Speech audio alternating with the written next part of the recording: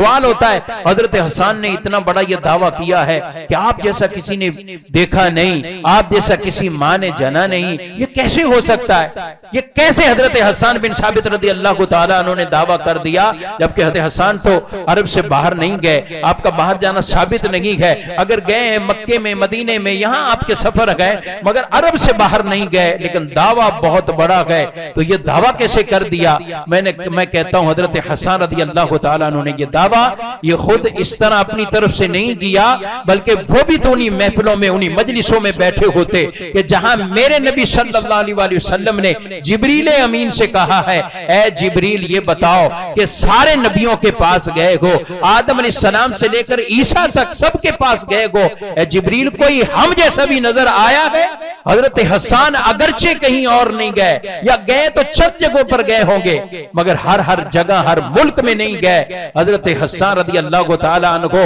آپ نے تو یہ دعویٰ کیا، کیوں کیا؟ سنیے پھر جبریل امین کا جواب، جب حضور السلام نے کہا ہے کہ جبریل ہم جیسا کوئی نظر آیا ہے، اللہ اکبر، تو جبریل امین کہتے ہیں قلبت مشارق الارض ومغاربها فلم ار رجلا افضل من محمد، یا رسول اللہ مشرق مغرب میں نے سب کچھ دیکھا ہے اور ہر جگہ گیا ہوں، آقا آپ جیسا کوئی نظر نہیں آیا ہے، میں نے آپ جیسا کوئی نہیں دیکھا،